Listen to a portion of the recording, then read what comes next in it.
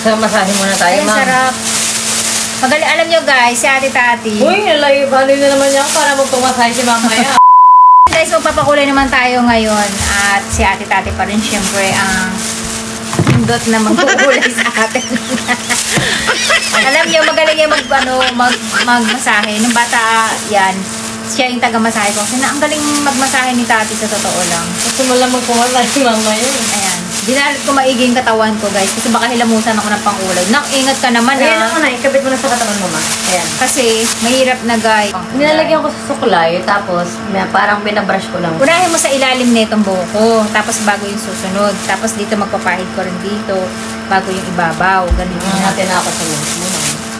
Yung ilalim niya, make sure na nalalagyan mo. Yes. So, yung next question, kay Chelsea Lynn Maurilio. Sabi niya, hi ma'am, ask ko lang kung alam niyo din paano gumawa ng gyudong. Hinahanap ko kasi ang lasa niya. Actually, ilang beses na ako gumawa ng video nito, guys. Next time uulitin na lang natin kasi ayoko rin maghalukay pa ng mga video ko, no. Next time uulitin na lang natin. Actually, merong gyudong, merong oyakodong, nonak, no.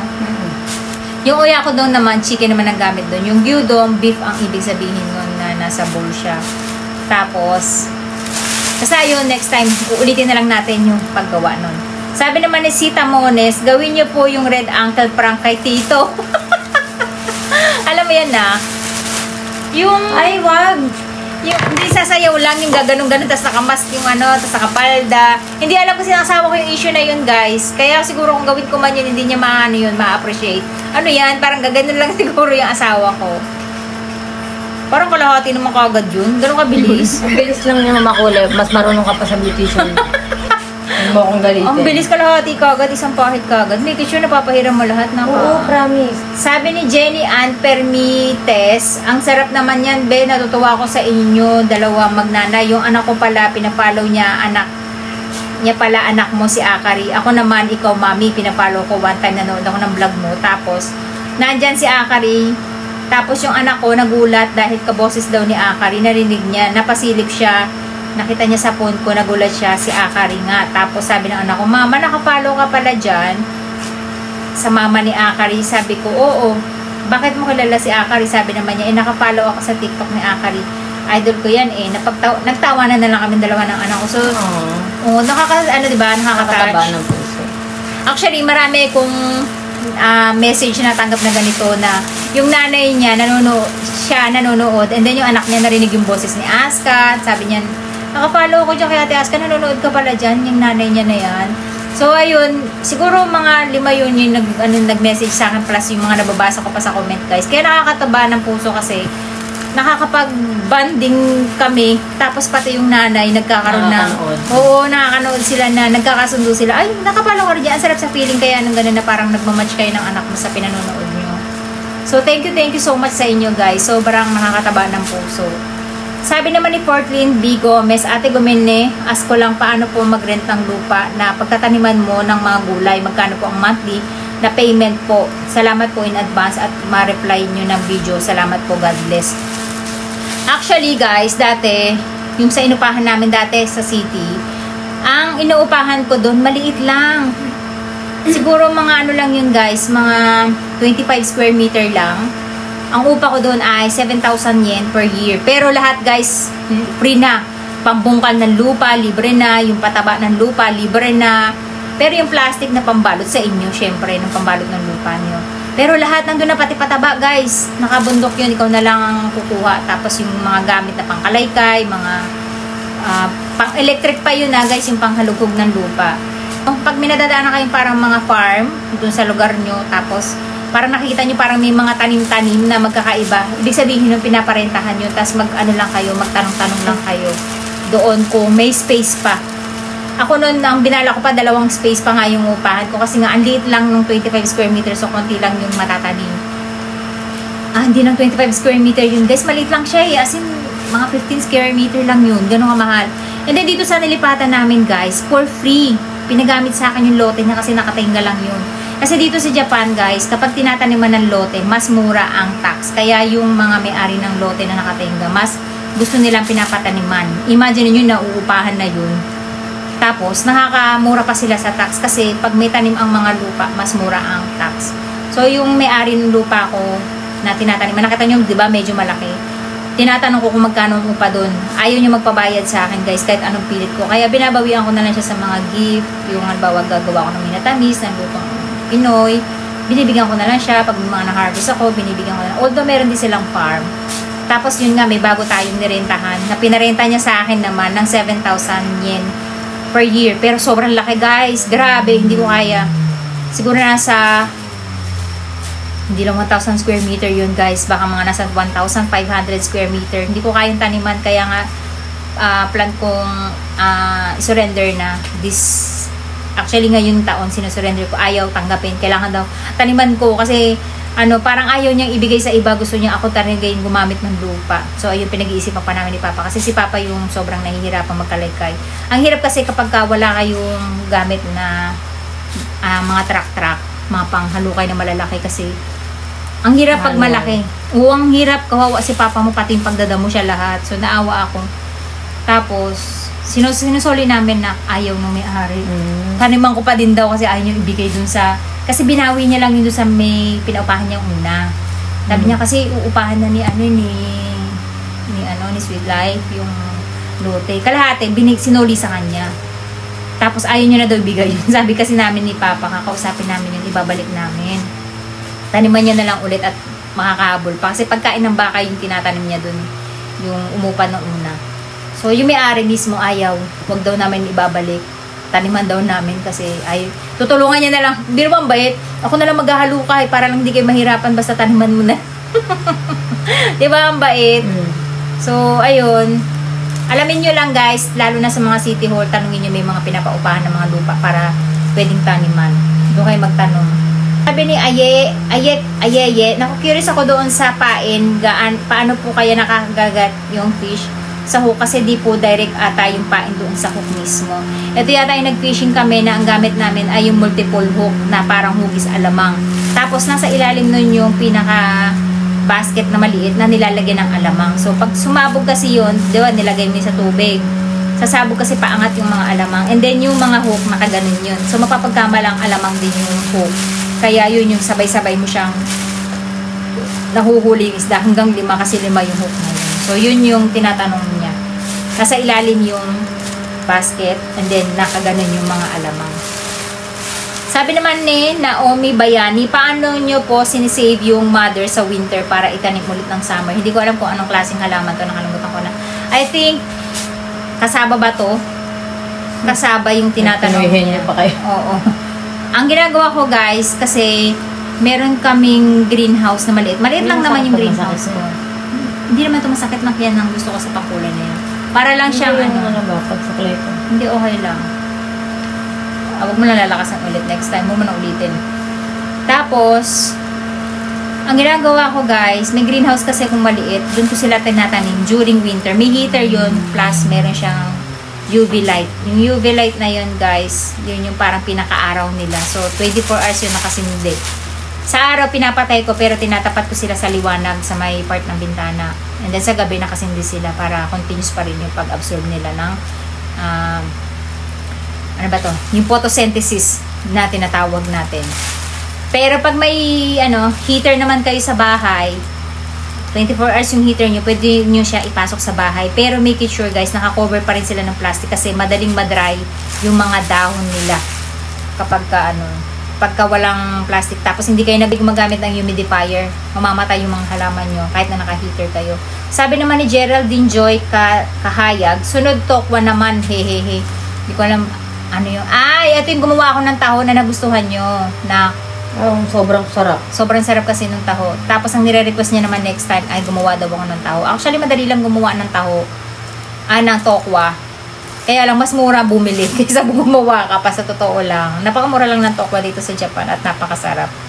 Sabi naman na Yuri Lee Espenilla, ate, gawa po kayo corn dog. Daming request, mga puro pagkain. Ate Aska. So, yung corn dog, hindi ko pa na-try, pero favorite din yata nila yun. Kain naman ng corn dog. With maraming cheese sa loob. Maraming cheese, pero may corn sa labas. Yung iba, potato chips, potato dice yung ginagamit sa labas. Yung ganon, nakatikim na kayo nun. Kasi kumilig sa ganon sa mga sa mga festival meron kasi nun. Next time, tatry natin yun. Sabi ni Regina Suyat, Sweet Life TV, hindi po ba binabawal manghuli ng maliliit na isda sa Japan? Kasi sa ibang lugar like Canada, hindi po pwedeng huli ng maliliit na isda or hindi talaga lumalaki ng ganyang klase ng isda. Ito yung nanguhuli ko na maliliit na isda na pangat guys kasi ang sasarap talaga ng maliliit, di ba sa atin sa Pilipinas? Nasanay tayo ng maliliit na isda. Dito sa Japan guys, walang size ang isda pag nahuli mo siya. Sa tuna, hindi nga din eh. Pero, hindi ka pwedeng manghuli ng mga shell food.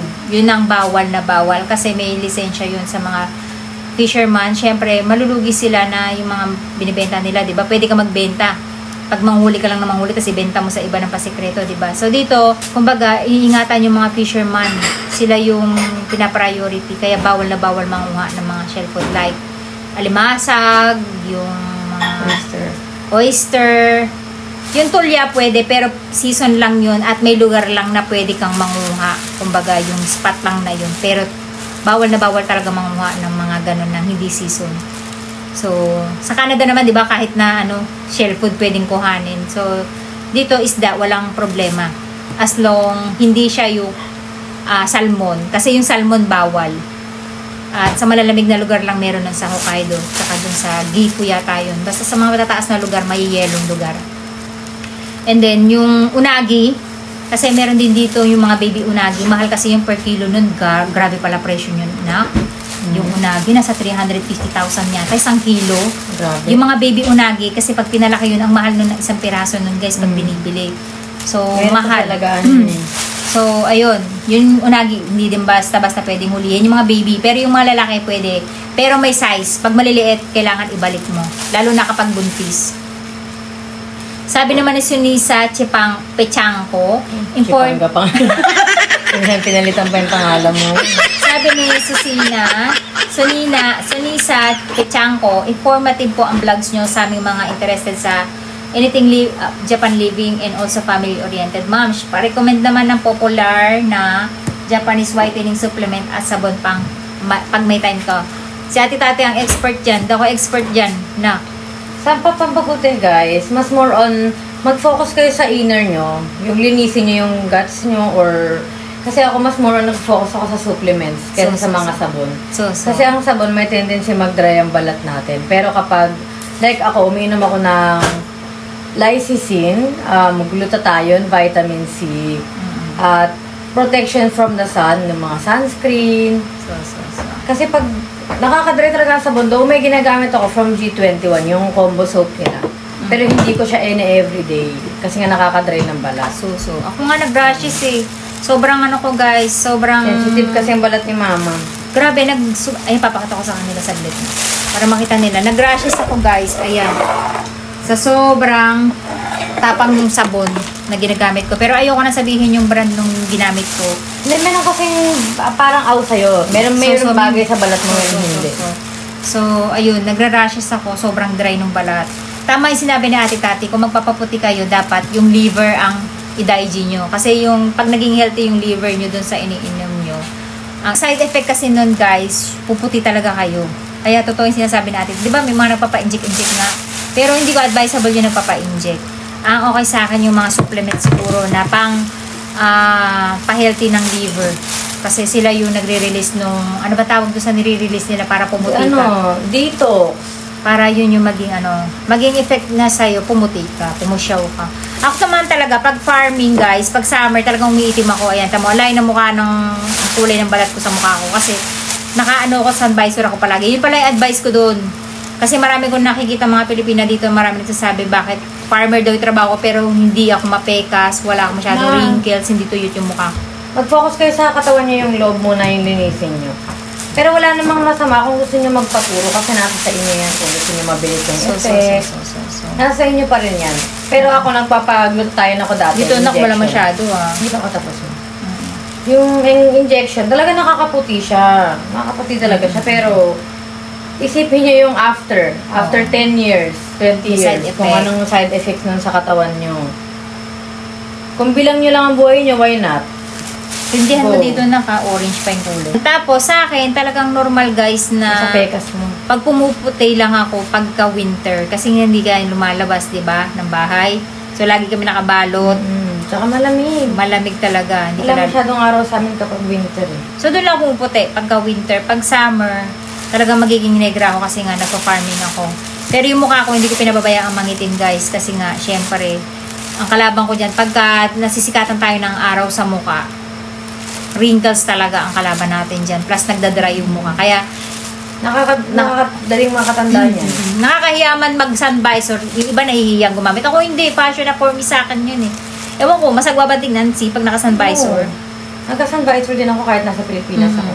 Kasi, yung mukha ko talaga guys, ang iniingatan ko na wag umitim. Umitim ng katawan ko, wag lang talaga yung mukha ko. Kasi yung wrinkles din, ang ayaw ko kasi na dumami.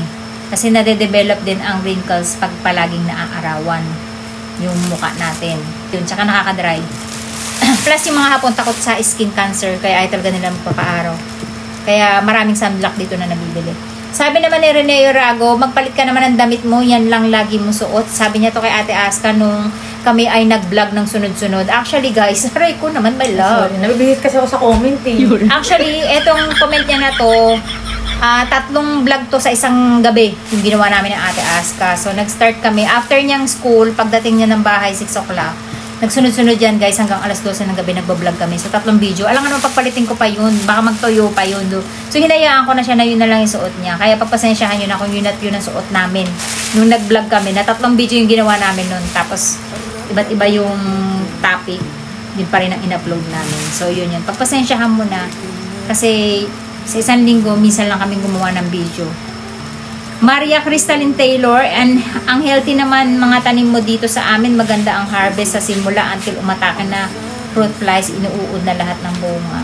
I don't know guys, kung bakit ganun yung mga napabasa ko na hindi sila namumunga, isang piraso lang ang bunga, kasi talagang hindi ko na-experience yun guys. Hindi naman ako professional, pero for me kasi kailangan talaga kapag mag-aalaga tayo ng halaman. Unang-una, wala, tsaka hindi ako naniniwala sa green thumb guys ha. Naniniwala ako kapag alam mo talaga yung tamang pag-aalaga. Yung mga basic na needs ng halaman na itatanim mo, dapat alamin mo. Unang-una, type of soil. Kung anong klase yung itatanim mo, anong lupa ba yung paborito nila, yung gusto nila. Pangalawa, type ng pataba. Kung ano yung nutrients na kailangan lang nung itatanim mo. Kasi hindi lahat ng halaman pare-pareho ng nutrients na kailangan. Mga crops, hindi rin sila mahilig sa pataba. Ay nila na masyadong pataba. Hindi magiging maganda ang result ng crops nyo kapag masyadong mataba yung lupa. So, may mga ganon. Merong mga halaman guys na ayaw ng tubig. Merong halaman na gusto matubig. Like yung, yung talong, hindi yan pwedeng matubig na matubig. Kaya nga kapag tag-ulan guys, lugi yung mga nagtatalong kasi alam niyo kung bakit madaling masira ang talong kapag naka-absorb sila ng sobrang ulan. Ganun din yung kamatis, madali silang mabulok, yung mga pepper. Basta know your kung anong tinatanim nyo, kung anong weakness nun. Pero yung mga melon, yung mga pakwan, tsaka yung yung pipino, kailangan matubig sila ng sakto lang. Hindi naman yung naglalawa, yung bahang-baha. Kasi nag-absorb sila ng tubig, di ba? Kailangan matubig yung pakwan, matubig yung melon. So, may pumapatak na tubig dun kung sa mga farm talaga nakatanim. So, yun lang. Mga basic lang. Kailangan alam na alam nyo yun. Tapos, nagtatanggal lang kayo ng mga suckers, yung mga nasa ilalim ng mga ekstrang sanga ng mga pananim nyo, yung mga ekstrang lumalabas ng mga dahon. Puputulin nyo na yung sa dulon-dulo nun. Basta, nagtuturo naman ako guys sa mga video ko kung paano yung gagawin. So, iba-iba kasi yun. So, sabi naman niya, so, ayun na lahat yung question. Wala na pala sinabi. Ayaw, diba? Wala pa kang pwede nito nasabi. Ako pala yun. So, ayun guys. At natutuwa ako kay Ate Tati kasi na-experience ko magpakulay ka. First time ko ito magpakulay sa'yo, diba? First time ko ito magpakulay kay Ate Tati. At na pa niya, na-disgrasya pa yung buhok ko. Sabi ko hanggang balikat, hindi hanggang baba. Mabilis naman kasi mamabok ni mama. Kaya hindi ako natakot. Ayun, pinasitid ni sarili. Tama ba yung ginagawa mo? Oo ma, wala nga siyang orange masyado. Dito sa tuktok. Kasi dito ako madalas itong part na to. Orange siya, diba? Hindi siya wala siya masyadong orange. So, ayan guys, nakapagpakulay na tayo at nasagot ko na lahat ng mga question nyo no, kapag banding kami na ng Ate Tati at Aska. At ipunin ko lang ulit yung mga question nyo. Tapos next time ay pagbalik niya next time gagawin natin siya ulit. Actually, kasi isang araw lang si Ate Tati. Kasusundo lang namin sa kanya kaninang hapon. Kaya pas pareho-pareho kami, antok na antok lahat. Palagi kasi kami. Kaya wala kami mabablog ngayon. Kaya ito lang yung pinaka-vlog namin for tonight's video. Mag-vlog dapat kami may naligo ng isa. Oo. Nag-makeup na tulog. Ay, inubos mo talaga yan dyan. Hindi. Konti-konti lang nilalagay ko. Ayoko lang na may orange. So mga magtatanong ko anong kulay itong lagi kong ginagamit, Fire Red Butane guys. Ito naman ay paste type, wala siyang amoy, hindi masakit sa balat. Para lang siyang henna. Tapos hindi siya masakit sa balat guys, tapos hindi siya mabantot no, ng ambango. Hindi siya mabaho. May conditioner siya. Amoy conditioner lang siya guys. Kaya yan ang talagang favorite na. Ayun, tumulo na no. Guys, hindi ganito yung itsura ko everyday, promise. Nagmumukha akong katulong pag gandito kasi alam mo, at home tayo pag nasa bahay. So, ayan. Pati yung anit ko kinukulayan niya. Maganda to, guys. Yung Fire Red. Marami nagsasuggest sa akin ng ibang kulay naman din gamitin ko. Guys, hindi na yung pagkatao ko. Pag ibang kulay ko, hindi ako masaya. Parang malulungkutin ang pakiramdam ko. Ang gusto-gusto ko sa Fire Red, guys. Nag-ano siya. Kahit madilim. Hindi. Tsaka ano, yung nag-iiba-iba yung kulay ng buhok mo hanggang sa kumupas. Oo, touch siya. Hanggang sa maging pink. Una, di ba, red, dark red, nagiging light red, tapos nagiging dark pink, nagiging light pink, tapos nagiging parang ash pink, hanggang sa lumabas yung kulay ng bleach mo. Kaya lang, pati yung black ko na sa anit, lumalabas na din. So, every 3 months lang naman ako nagbi-bleach, guys. Automatic yan, every 3 months. Tapos yung pagkukulay ng buhok ko, every sa 3 months, twice, ganon. Pag nagustuhan mo tong kulay, ako na magkukulay sa'yo. Arigato. Hindi na ikaw nasa bukit, di? Parang hindi ko gusto. So, yan. Ang ganda lang kasi sa maiksi buhok, guys. Kasi lagi lang akong din nakatali. Tapos, ang sa pangaramdam kapag maiksi ang buhok. At isa yan sa tip ko, guys, kung bakit pera usog, ha. Kahit nakulay ng kulay lola nyo, hindi tayo luminipis yung buhok natin. Kasi nga, lagi ako nagpapagupit. Kasi nga, pagka magaang yung buhok natin, hindi siya lagasin. Kapag mahaba buhok kasi natin, masyado siyang lagasin. Diba? Pansinin nyo, kapag mahaba buhok, luminipis yung buhok nyo, tapos nakakalbo ka na, kalalagas. Kasi yun. Tapos shampoo kayo ng shampoo. Ako kasi every other day ako mag-shampoo, guys. Hindi ako nag-shampoo araw-araw. And then, pag nag-shampoo kayo, yung anit nyo lang ang shampoohan nyo. And then yung awa, papaagusin nyo lang dito. Tapos pag magko-conditioner naman, huwag nyo papaabutin sa anit kasi mainit ang conditioner. Hanggang baba lang. Huwag nyo i-conditioner ang anit. Kasi langis yun, guys, mainit. Lalo na kapag kinapitan ng pawis. Sa giinit yung balat nyo. So, yun ang technique doon. Pag mag-shampoo kayo, anit lang nyo yung shampoohin nyo. And then yung bubbles niya, awa ako ng awa. Papaagusin nyo lang siya sa buhok nyo. Yun na yung pinaka-shampoo nyo, kumbaga, sa baba. Tapos, conditioner, hanggang baba lang. Huwag yung kakasta sa anit. So, yun lang ang technique. Para maging healthy pa rin yung buhok nyo kahit na nagkakaedad kayo. At in fairness na ka, wala pa akong puting buhok. May nakita ko once na puting buhok. May nakita ka puti. Wala, diba? Sobrang pula, wala lang makikita. Hindi, makikita mo yun. Ibang-iba talaga pag puti. Kumikinang talaga puti. So, ayun, 46 years old na yung lola nyo pero wala pa akong puting buhok. 46 pa na? Oo. May nakuha ako isang pirasong puti. Tuwan-tuwa pa ako dahil isa ko lang na-experience makakuha ng puti. Pero hoping wag na rin dumami kasi ang hirap din mag-maintain daw ng puti. At makatinga sa anit. Hindi mo si Ate Asta. Sarap pa na. Tapos natin. Proud ka pa. Kung buka ka mo dyan, may butas pala siya. Feeling ko maganda kakalabasan na ito mo. Ang kumakay ko eh. Di ba ito parang orange pa? Nakaya no, kitang-kita ko orange pa. Hindi pa kasi katapos dito yung nakailalim. Ay, nantay mo. Ika lang.